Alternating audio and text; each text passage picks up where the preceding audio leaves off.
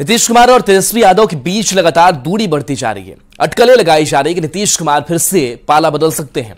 हाल के दिनों के घटनाक्रमों पर गौर करें तो ऐसे संकेत मिलते हैं कि बिहार में कभी भी खेला हो सकता है। किसी भी वक्त नीतीश और तेजस्वी की राहें जुदा हो सकती हैं। आखिर क्यों बिहार में सियासी भूकंप की आहट महसूस की जा रही है, रिपोर्ट के जरिए समझिए।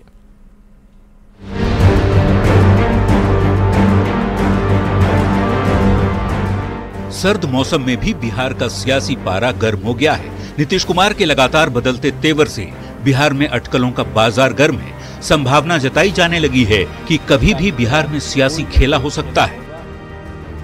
आखिर क्यों सियासी कयास लगाए जा रहे हैं, तो गुरुवार को बिहार में हुई 4 बड़ी सियासी हलचल इसकी वजह हैं। पहला, लालू प्रसाद की बेटी रोहिणी आचार्य का आपत्तिजनक पोस्ट।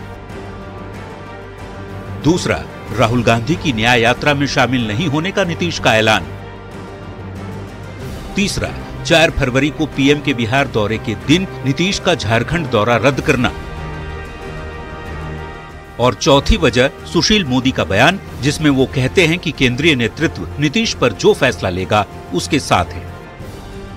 सबसे पहले आरजेडी अध्यक्ष लालू प्रसाद की बेटी रोहिणी आचार्य ने सोशल साइट एक्स पर एक के बाद एक 3 पोस्ट कर डाले।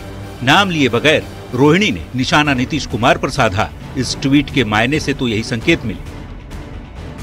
ये बात और है कि कुछ घंटे बाद विवाद बढ़ने पर रोहिणी ने अपने एक्स अकाउंट से पोस्ट डिलीट कर दिया।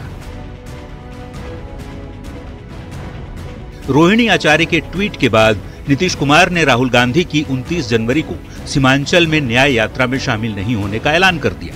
इस बड़ी खबर के ठीक बाद बीजेपी नेता सुशील मोदी का बहुत बड़ा बयान सामने आया। न्यूज 18 के कैमरे पर सुशील मोदी ने कहा कि नीतीश कुमार को लेकर बीजेपी केंद्रीय नेतृत्व का जो फैसला होगा वो उसके साथ है। यहाँ तक आम कार्यकर्ताओं की भावना का सवाल है, तो न तो 2017 में आम कार्यकर्ता इस पक्ष में था कि नीतीश जी से गठबंधन हो, और न 2024 में इस पक्ष में है। लेकिन ऑल इंडिया पार्टी है। अब अगर ऑल इंडिया पार्टी को निर्णय करती है किसी भी राज्य के बारे में, तो स्वाभाविक है कि राज्य का जो नेतृत्व उसको स्वीकार करना होगा। बता दें कि सुशील मोदी इससे पहले लगातार ये बयान देते रहे कि नीतीश के लिए बीजेपी में दरवाजे बंद हो चुके हैं।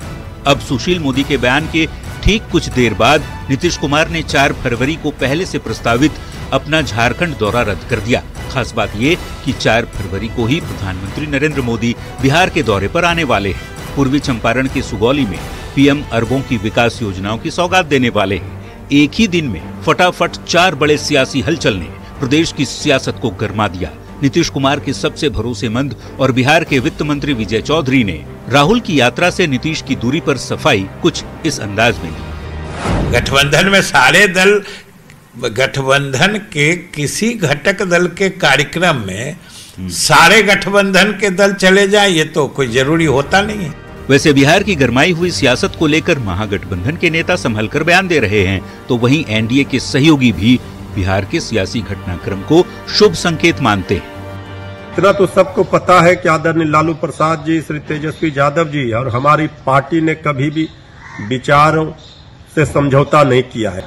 भारतीय जनता पार्टी के खिलाफ मजबूती के साथ, चट्टानी एकता के साथ सब लोग मिलकर के लड़ रहे हैं। कहीं न कहीं ग्रह का चक्र है, इंडिया गठबंधन पर ग्रह है, और 31 जनवरी के पहले कुछ न कुछ अनहोनी चीज होगा और जो बिहार के हित के लिए अच्छा होगा।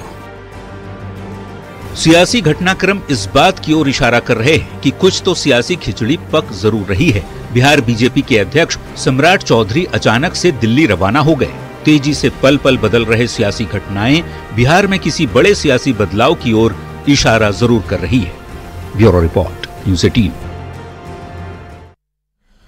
और चलिए ब्रेक का वक्त हो चला है, जल्द वापस आते हैं। 30 तारीख के बाद कोई न कोई खेला होगा। अगर ऑल इंडिया पार्टी को निर्णय करती है किसी भी राज्य का, तो वही कहती है राज्य का जो नेतृत्व उसको स्वीकार करना होगा।